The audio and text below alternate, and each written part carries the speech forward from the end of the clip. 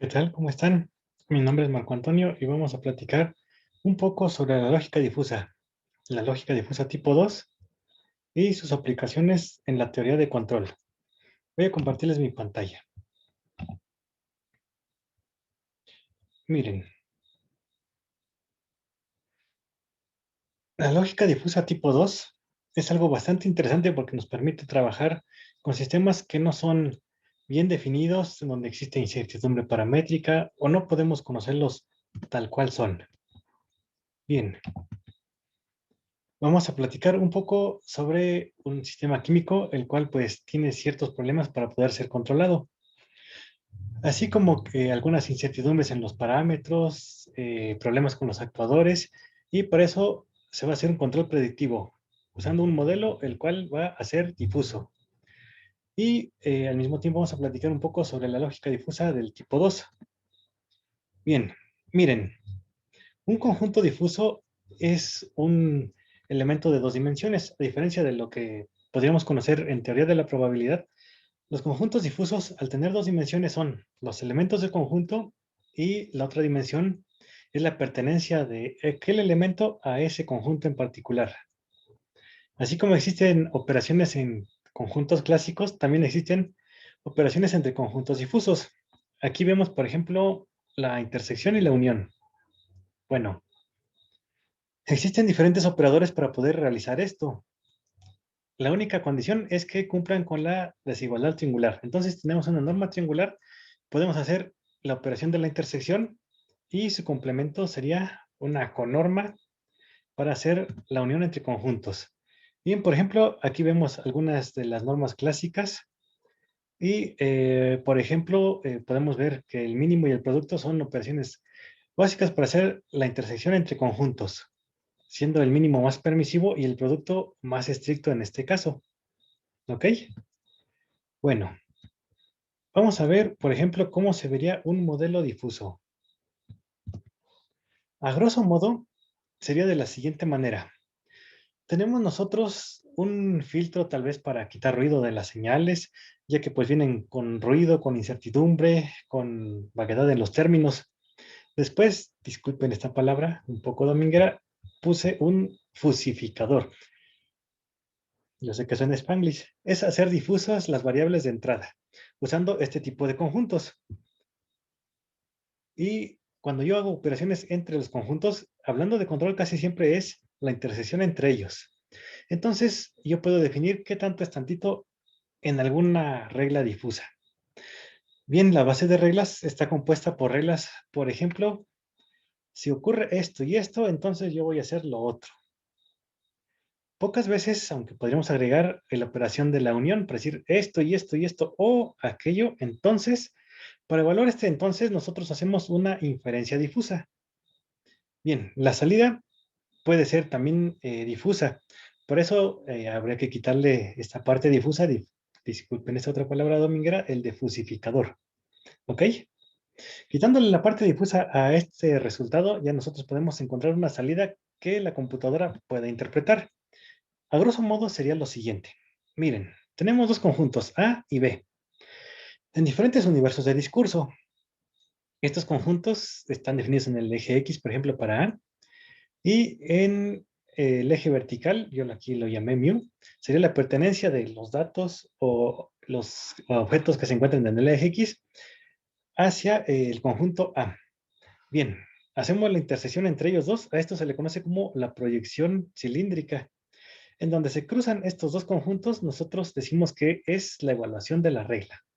Si A y B, entonces sale esta especie de pirámide al centro. Bueno, pero si no era completamente A o el valor de pertenencia de B no estaba activado en forma completa, ¿qué ocurre? Miren, la salida ya no es la pirámide completa, sino solamente una parte difusa de aquel consecuente de mi regla difusa. ¿Ok? Bien, bueno, hablando de los sistemas difusos, nosotros podríamos encontrar algún modelo. Por ejemplo, este de aquí. Si ven ustedes, la salida puede ser una función lineal de las variables de entrada. Entonces, si estas, en lugar de ser conjuntos difusos, fueran funciones lineales, Me ahorro ese paso de la defusificación y podríamos estar entonces utilizando mínimos cuadrados incluso para hacer un control o obtener un modelo. Bien, si la salida es un conjunto difuso, miren, a lo mejor se activan dos reglas con diferente pertenencia. Se hace la agregación de ellas dos, en lugar de ver dos triángulos aquí, se ven solamente alguna altura de ellos en particular. Y buscamos el centro de gravedad o centro del área. Bien, la gente teórica luego dice, bueno, ¿y por qué usaste funciones triangulares? ¿O por qué usas tres particiones para determinar, por ejemplo, en esta figura, la variable temperatura? Para decir que solamente necesitamos conocer cuánto es frío, templado o caliente. Bueno, una forma de poder eh, justificar estas decisiones tomadas aparentemente de forma arbitraria sobre el número de conjuntos difusos, la forma de los conjuntos, el tipo de operador para hacer la intersección entre ellos. Entonces podemos utilizar la lógica difusa del tipo 2. Ahora ya no solamente son dos dimensiones, aparece una tercera en donde yo estoy englobando diferentes formas de los conjuntos difusos adentro de esta otra dimensión. Bueno, esto se ve un poco más complicado de trabajar porque si la salida es difusa, ahora tengo que quitarle dos veces la parte difusa, ¿no? Primero, usar un reductor de orden para hacer el tipo 1 o control difuso clásico y después si era con consecuentes difusos en las reglas, pues también hacer la defusificación. Una alternativa es utilizar intervalos difusos. Si yo viera esa figura en tres dimensiones por arriba, a lo mejor solamente vería el área que abarca. A esto se le conoce como huella de incertidumbre. Y podemos decir que está definido por dos conjuntos difusos. Digamos que uno envuelve al otro. ¿Ok? Entonces ahora tenemos un par de conjuntos difusos con los cuales evaluar nuestro sistema. En nuestro caso va a ser el control de un proceso biotecnológico. Por ejemplo, miren, estas son funciones no lineales que me describen tasas de crecimiento bacteriano. Bueno, existen, por ejemplo, la del tipo Monod o la de tipo Aldan, la cual me dice que a determinadas concentraciones el alimento puede llegar incluso a ser tóxico para las bacterias, entonces la tasa de crecimiento comienza a bajar. Bien, es un sistema no lineal, es un bioreactor, pero si este reactor yo lo describo en conjuntos difusos, puedo describir reglas de la siguiente manera. Si alguna variable, la concentración de un sustrato corresponde a este conjunto difuso y alguna otra concentración es otro conjunto difuso, entonces la salida puede ser una combinación lineal o incluso un dato escalar que puedo calcular utilizando mínimos cuadrados.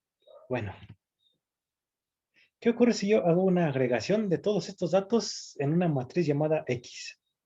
Y las pertenencias de estos datos a algún conjunto en particular, como la matriz M. Entonces, yo puedo utilizar mínimos cuadrados por lote, en donde estos parámetros θ son encontrados utilizando solo mínimos cuadrados. Bueno, existe también la posibilidad de definir mis conjuntos difusos utilizando algún otro operador. Por ejemplo, el algoritmo de clúster. El clásico es el Fuzzy-Semins, en donde nosotros dibujamos una especie de círculos para englobar datos que tienen cierta semejanza y así definir quiénes son mis conjuntos difusos. Pero si los datos no están tal vez agrupados tal cual en una forma esférica, existe otro algoritmo llamado el Gustafsson-Kessel, el GK, en donde yo puedo agruparlos utilizando elipses. A grosso modo, este es el algoritmo. Solo tiene un paso más que el Fuzzy-Semins.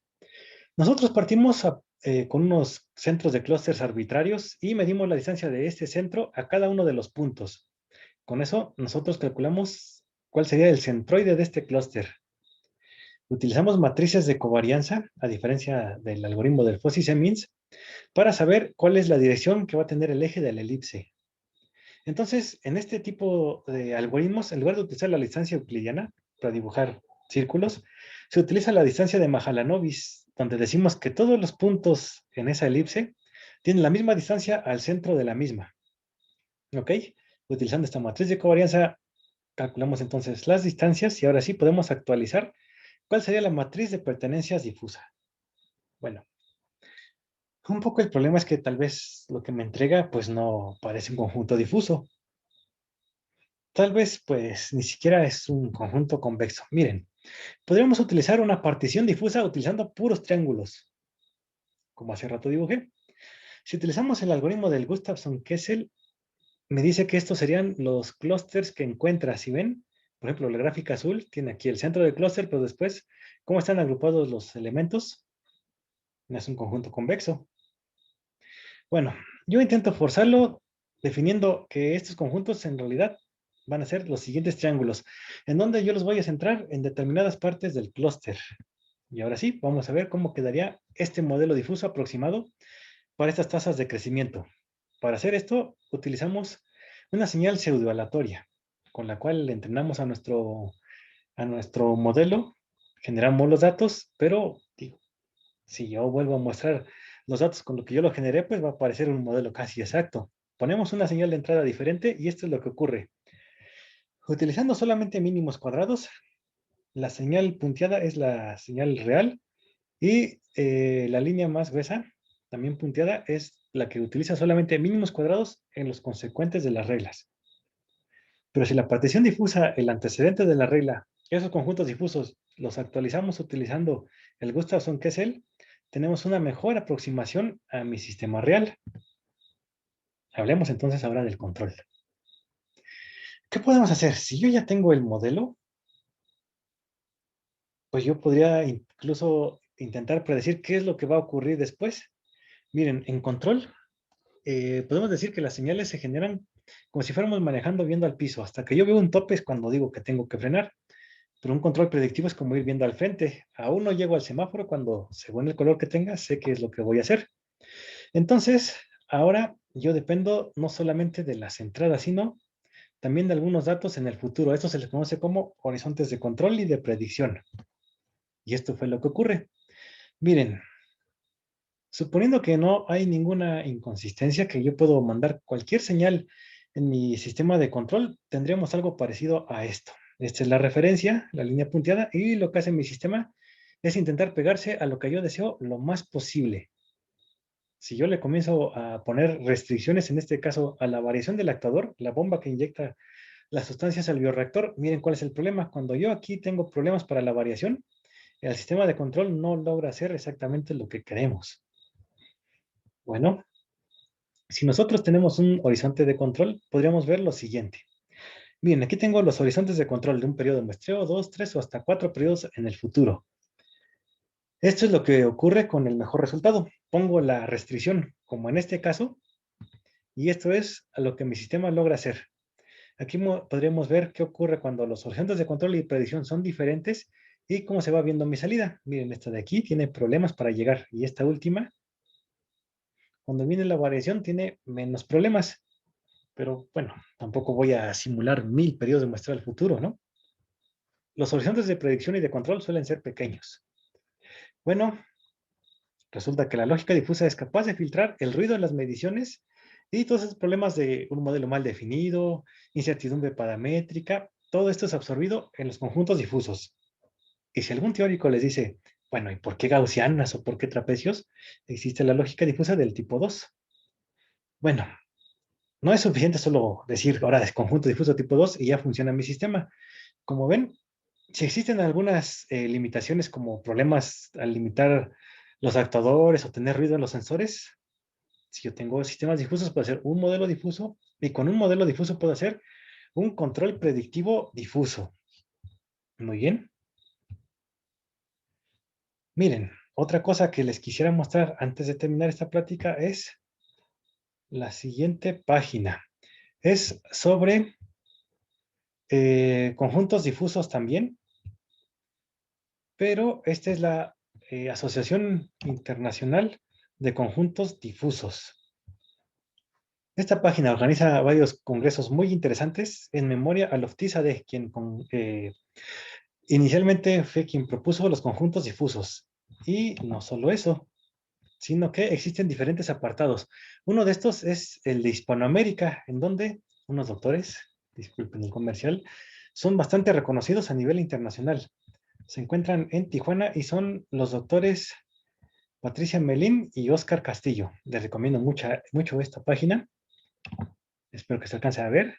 fossysystems.org. Pues Ha sido un gusto platicar con ustedes. Espero se haya entendido un poco más qué es esto de la lógica difusa y una aplicación bastante interesante. Hasta luego. Que les vaya muy bien al Congreso.